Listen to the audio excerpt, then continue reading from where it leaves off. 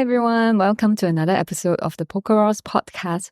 Today we are very happy to have Sophie from Paper Full of Posies. Sophie makes this really beautiful paper flowers, and we're excited to hear more about her craft journey today. Thank you for coming on, Hello, Sophie. everybody. Thank Thanks, you. Ross, for even Hi. having me. Yes, thank you, Sophie. I actually discovered Sophie on IG because it was so beautiful, her paper flowers, and I was just in awe of her color sense and also her craftsmanship. So I'm excited to hear more about how she started and her whole journey from when she started to now. So Sophie, please tell us more about how did you start this beautiful craft journey? Right.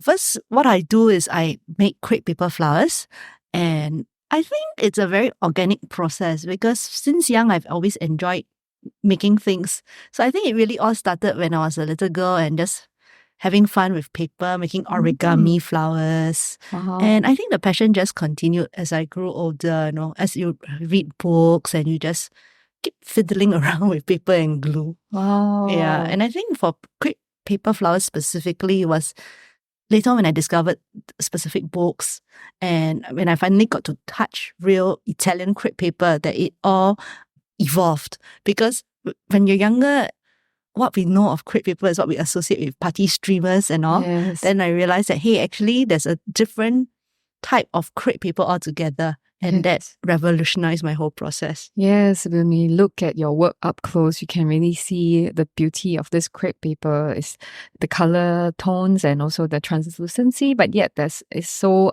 like every flower has a different look to it because of the way you sculpt the paper, right? It's all paper, but they just look so amazing, like every single piece. Yeah. Thank you. So humbling to hear all this. I know, it's really amazing. So can you walk us through like your process a bit? Like how, for example, how do you start a project and also your process? Yeah. Right. Usually I think I usually start with either a specific flower in mind or a color scheme that I want to work with. It's just where my mood takes me.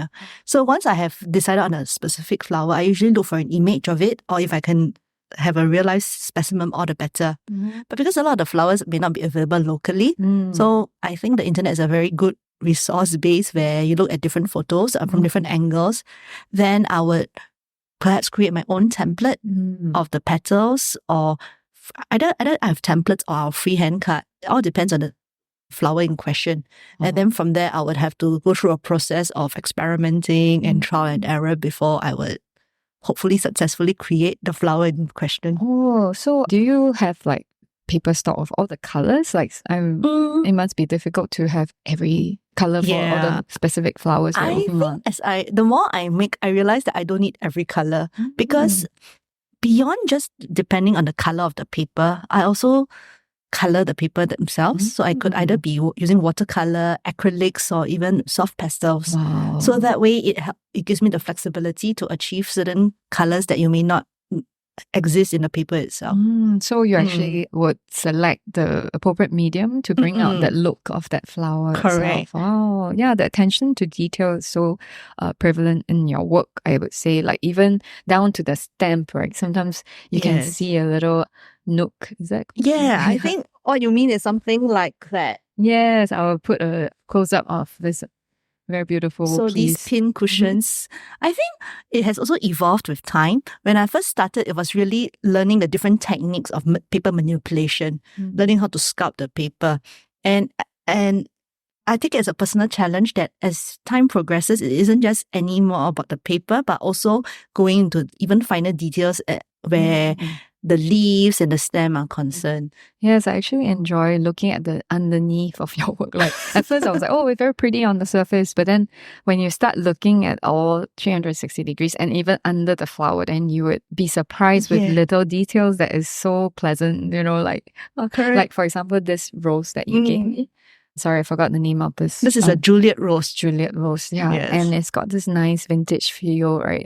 Usually when you see roses like this, but then I looked underneath and there's a little stain of like a brown little patch, and it made it look, extra realistic and special and romantic, I guess. I think doing this helps you really appreciate the beauty around us. I think it's really Mm. opened my eyes to things that I was otherwise blind to and oblivious of.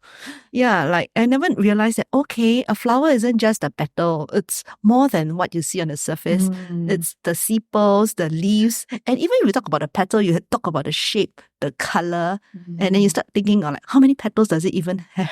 Wow. Questions that I never asked or bothered about. Yeah, and I think Yeah. I never knew the word sepal. Sorry. Yeah, I know. Which I had part to of the learn as flower well. is it? So the sepal is actually the bottom part. All these collectively made up. Yeah. I think it's also, I mean, I think you have a special kind of like, I guess that's your special touch, you know, to even go so deep into studying it that you would pay attention to the sepal. I don't think every craftsman, I mean, that is really craftsmanship in my opinion. I think different paper flower artists, they have, I like to think that just like any artist, you know, we all have our own interpretation of an object. And we all have our own special touch. Yes. So I will always say that two flowers are never the same, created by different individuals. Even creating the same flower myself, it will never be, I cannot replicate 100% each time. Yeah. But they just look so beautiful together, right? I mean, actually the more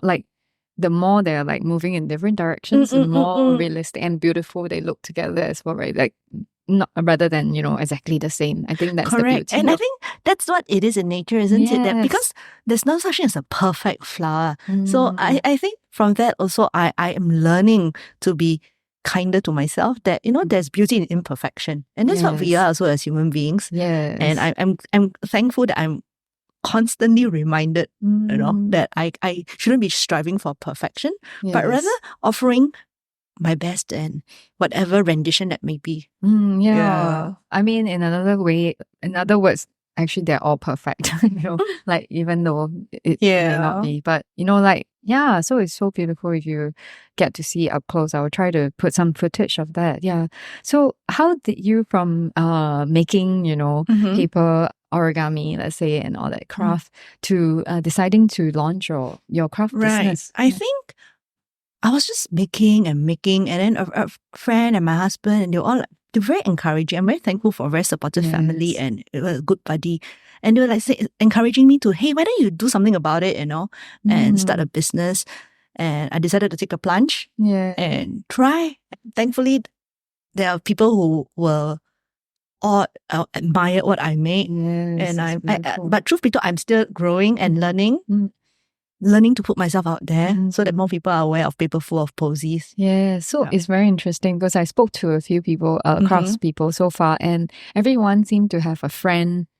It always starts with a friend, you know, supporting us, you know, like saying, oh, you should make this, you know, you can do it, you know. So so everyone is like so thankful, but our business is really like made up of, you know, supporters like that, like friends. Always like that call, support is so important. Supporters. Support. It's so important, for us to even grow, right? So so how was your journey, like starting the business, like launching? Did you have a plan, like a business plan? Or I'm really not a business person, so it was just going with the flow, really, and just deciding that I'll make and then just like put it on and then putting it work. on Instagram and having my own website. And if people are interested, they will contact me to purchase. Yeah. So ever since you launched, was it in like towards the later part of 2021, I started. That's actually quite recent, but you already have quite a good following, and you know, like I would still say it's very like small. requests and all that. It's already, I mean, I would say it's quite good, healthy growth, because 2021 is quite recent, actually. I think the truth is, this is very labor intensive. And I think, I wouldn't say that my business is booming or blooming. Definitely. It's pretty slow, actually. But I think I'm very mindful of what my husband always reminds me, you know, to just put your head down and just keep making. And I think, that's so kind. Yeah, and I think that's something I'm learning, that it's okay, you know, things may be slow, but it's all right. Just, I think it's really a process of me growing with the craft. So making it's learning along the way and just exploring. That's what really it is. Yeah, I think Instagram is a really good platform to showcase, you know, like your works and creativity. Would you also consider like a more physical pop-up or exhibition in time to come? Because I think people can really appreciate, and even more when they see it in person. I haven't thought of that yet. Yes, maybe that would be quite an exciting possibility. It just came to mind because I was thinking, oh, actually, you're creating art almost, it's so well crafted and it takes a long time. So to be able to showcase it, individually and let everyone to really appreciate it, that might be, do it really good, do it justice, I would be honored if you can. the opportunity arises. Yes, definitely. I mean, it's worth, it's definitely needs to be, admired in person. Yeah, so awesome. Thank you. So far, I've noticed that you also started a workshop. So how has that been for you, sharing this craft? I think I've only started it recently, conducting workshops, and I think it's been very fulfilling and that I could encourage others to pursue this passion, which is actually very therapeutic. Making flowers take a lot of time, something like this is my Chinese lanterns. Oh, so lovely. Even something simple, what looks simple takes hours, and being able to teach others to create, what I find rewarding is they actually are able to have that little pocket of time to just rest and just have some time to work with their hands. Yes, just to slow down and work with their hands. That alone is already therapeutic. Correct. Usually, yeah. And people don't usually realize that, hey, actually, creativity has got no boundaries, and there's no one interpretation of this is beautiful and that is not. And everybody can create. Yeah. So I think doing workshops gives me that space to hopefully inspire others and help equip them.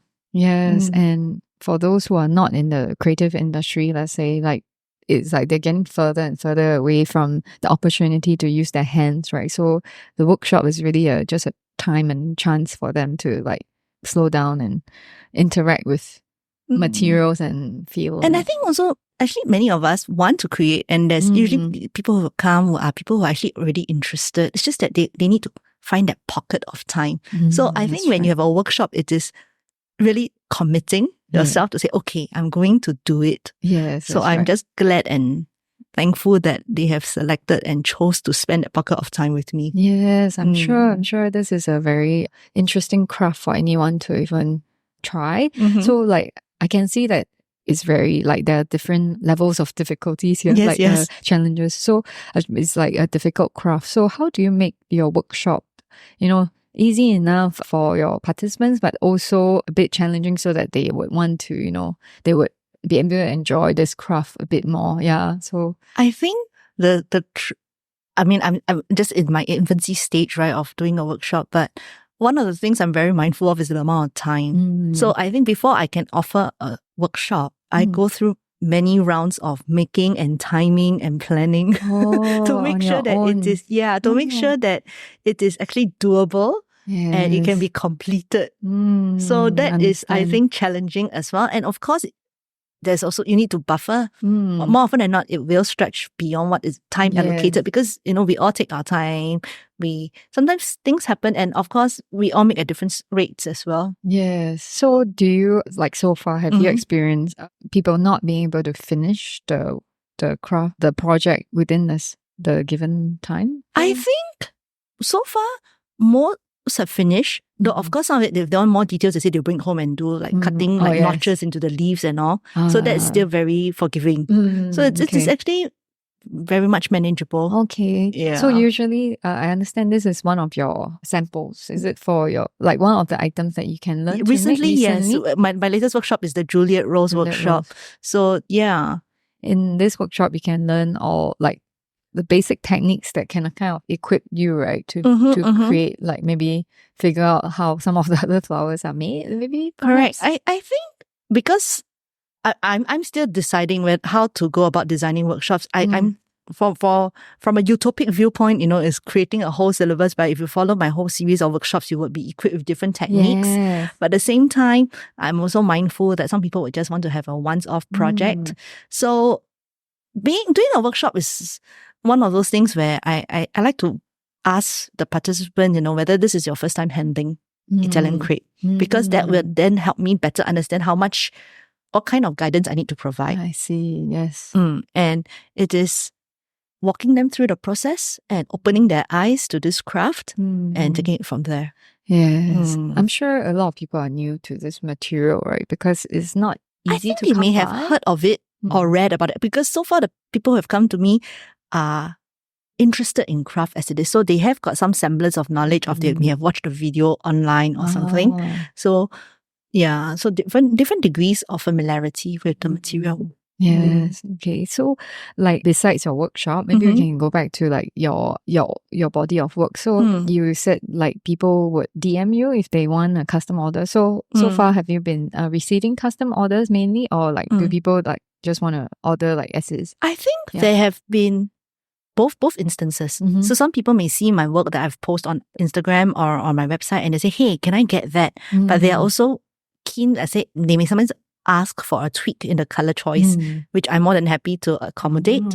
Or sometimes there are different ways of ordering. One is to just buy directly of whatever they see. The other one would be they say, "Hey, Sophie, I've got this specific budget. I want to spend this amount. Is it possible?" I say, "Sure." So with that amount in mind, we can discuss and work something out together. Or they have someone in mind or specific occasion, then we can also discuss and take it from there.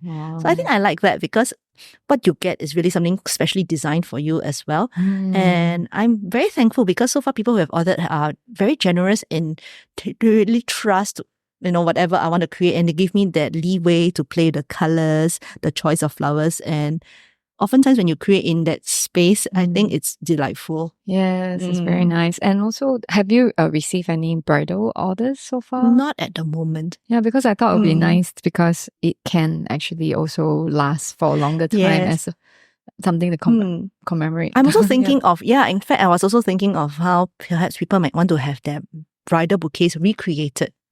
So they could, that's a great idea. so that they could keep that as well as a keepsake.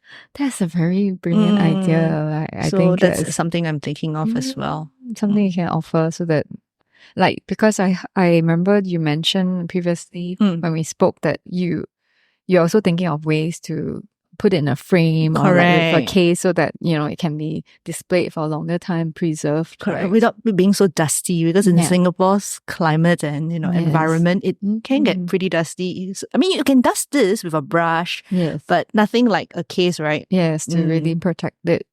Yeah, from other, and it will last for a longer time when it's preserved and displayed in that manner, right? But with that said, like I always say, eventually with my advice is to avoid direct sunlight and moisture. Yeah. But being the nature of the paper, it will eventually fade a little. But I always say it takes on a vintage charm. Yes. So if you don't mind that, there's beauty in the colors, being lighter and all as well. And another beautiful part about these paper flower is also the fact that you can create some of the flowers that are not easily available in this part of the world. Or those that wilt very quickly. Yeah. So for example, I know many people love hydrangeas. So they will ask for hydrangeas, and I'm like, my heart goes out. I always tell my family and my husband, please don't buy me real flowers, because they're not cheap and they die so quickly. So like something like this, it can last for a long time. And it has its own beauty as well. And it is, nowadays, I think I've seen more hydrangeas around as compared to the past. But flowers like these are at least more available for everybody. Or things, or like the magnolia. I don't think you see this. Magnolia, I don't think we can buy that. Correct. Easily. But it's so beautiful. Yeah, so this is something I like as well. Yeah, it's so nice. There's a whole branch. Yeah. Or what I've been challenging myself with is to create different types of orchids as well. So this is something that very beautiful. I appreciate. The two types of orchids here that I have. So that's the... Yes. And I'm amazed by these, buds. Yes. They are like about to bloom. Like they come alive when you see like the different stages of, like some are like fully bloomed, some are blooming, and some are about to bloom. It's like, I think that's how you capture life.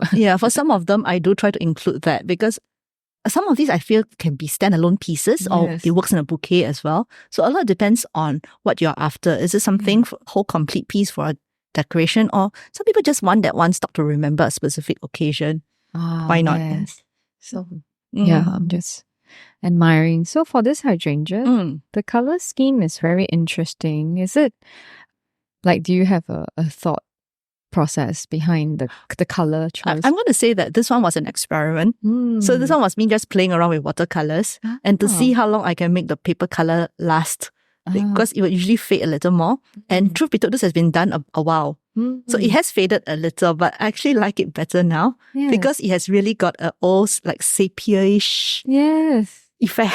Yes, that's why it's like hydrangeas, but at the same time, I've never seen it like that before. And it can be in a vintage clothing shop as a display item. It's So really that's why nice. which is why I describe my flowers as taking on a vintage hue as they age. Because I think there is a beauty to older paper. Definitely. And even your body of work, they have a certain color scheme to it. Like a very harmonious, I guess it's uniquely your color sense.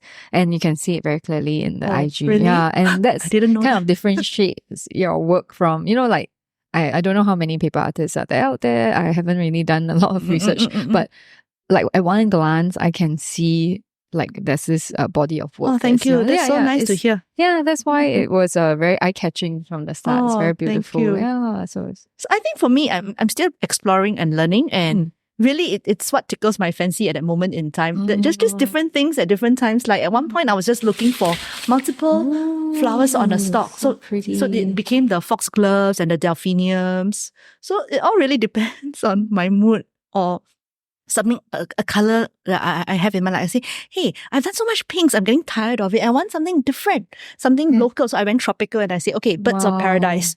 Because it's orange, hardly work with, And I like how sculpturally it's different. So when you put it in a bouquet, it offers different aesthetics because when you put flowers together, you think about the texture, you think about the shape, the complexity and all. So it all comes together somehow. So it's not just about making an individual stock, but also like when you put them together. Correct. And that's another fun, of it, right? To create a bouquet or... That's right. All kinds of things. And then after a while, you get more and more demanding of yourself. Yes, then you say, I'm interested. You say it's not more just flowers. Flowers don't exist on their own. So I need things. I want movement. This is so cool. So this I really love this. One I love. Yes. So let's a branch. Yeah, a branch can really change the look of everything. You can try creating your own bouquet.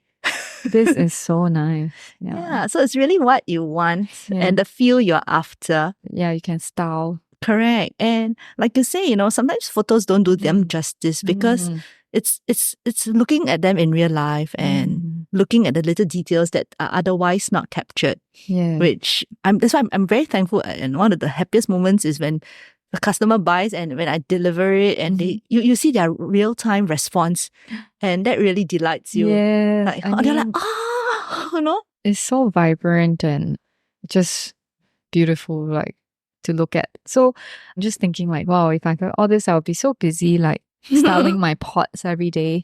All the pots can look so different and nice, dressed up with all these beautiful flowers. Yeah. I'm sure a lot of our collectors of Polkaros pots, they would love this as well. In fact, I was looking at making shorter stem flowers because that's so cute. Yeah. So you can actually have more fun. The beauty of this one is you actually bend the wire, but if you want shorter stem, you can just cut it, Oh, yes. and then it'll fit. Wow. Or like just so different colors. cute. Yeah, so like this one's I have to do something I'm playing with the color scheme for, like you were saying, a frame, possibly. Oh, yeah. Nice. And it's just something I'm still playing with right at the moment. Yeah. I think you're gonna get really busy when hope so. You start when people start getting to know your craft, because I can imagine this in your pot actually. This is so beautiful. My heart is like it's jumping. Your colours. Okay, I think a lot of my friends are gonna really be excited about this. Yeah, because the colours are so exciting. Which is what I tell her about her work. It's like such vibrant colours in her pots. Yeah, colours really moves me. I think that's why I'm so excited about your works too. Yeah, so is there anything that you're working on right now? Like something special, something new? Beyond the frames, I'm thinking of recreating a staghorn fern on a log. So I'm playing around with things that I think more woodlandy, like Wow, that, so and cute. mushrooms. Log. Yeah, on a paper log. I'm trying to capture the texture. You're creating the log Yes. itself. That's very ambitious, isn't it? Like when it comes to a log, like, you know, I feel that like the dimensions and all. Yeah, it's so gonna far be I've only done difficult. one that's so small. Oh, so cute. Just to get a feel of texture first. So it's all made of paper? Yes. I like to, as much as possible, avoid styrofoam. I understand that it is inevitable Mm-hmm. at times, but so far I'm just trying to keep to paper. Of course, there's wire and glue. And it's like a log would be, is it hollow log? I'm trying to visualize. Yeah, Oh, is it? I'm trying to decide myself as well. Oh, okay. Right now it's filled with paper, but we will see that's how so it cool. goes. Yes, and the woodland theme will be so nice to see your version of it. With We the shall mushroom. see. Looking Yeah, forward. each of those components as it is taking time, and I've been experiencing frustration at times. Oh, because really? it takes a lot You're a of time to, perfectionist. it takes a lot of time to, I'm sure you identify with what I say, you know, trying to figure out the details and the right texture, shape. So those are the things I am grappling with of late. That's nice to have also that time to just concentrate on creating. You know, sometimes we get so busy, you're just delivering, like making, you know, to meet a certain deadline, but the R&D to have time for that is very important. I feel, I mean, I really appreciate that kind of time these days. Yeah, it's so nice. Wow, lovely. So, okay, maybe we can move on to, since we have covered quite a bit already, the final question. Oh. So this question is just a fun question we like to ask our guests, which is, if you were to go to a deserted island, what is the one craft material or craft form that you would bring along with you? Yeah, so when Ross gave me the list of questions, you know, and I was like, oh dear, so difficult. That's the most difficult question on her list. Because I can't choose. I mean, I'm interested in many different types of crafts and whatnot. And I say, okay, I'm going to bring a pair of scissors. Oh. Because it's a deserted island, right? But with a pair of scissors, I can do anything. I could use whatever that's available around and still make things, whatever it may be. With my scissors, I can cut, curl, shape. Wow, so, curl. Oh, yeah, because I use it as a blade to curl paper. Oh, yeah. That's right. Wow, that's amazing to hear it from a paper artist, that one of the most important tools probably pair of scissors for you, that you can do so much. So you can cut, curl, and then what was the third one? Poke. I thought you said something else. I was like, okay, cut, curl. Curl is a very interesting one that I forgot Remember about. how we used to curl ribbons? The ribbons? Yes. Oh my gosh, now I remember. But you don't say poking is important as well. Because like, you know, you're looking at the details on the stem, right? So those hollows, yes, you can actually you need something sharp or small to actually go in and make dents. Yes, dents or climb things out. Correct. Yes, for prying as well. And wow. And of course, it's defense as well on a deserted island. You never know. Such a brilliant answer. Yeah, that's so smart. I mean, I've never thought of it. That's very important. Scissors. Yeah. Thank you so much. And yeah, we love to see looking forward to see your new woodland collection, hopefully. I'm not sure whether it's a collection. I'm just playing around. We shall see what happens. Yes, I hope to invite you on again when when you have developed and more works, and we can meet up again and have a chat together. Thank you so much for coming on. Me. Yes, it was so fun to hear more about Sophie's craft and her journey. And also, if you'd like to see her work, please check her Instagram.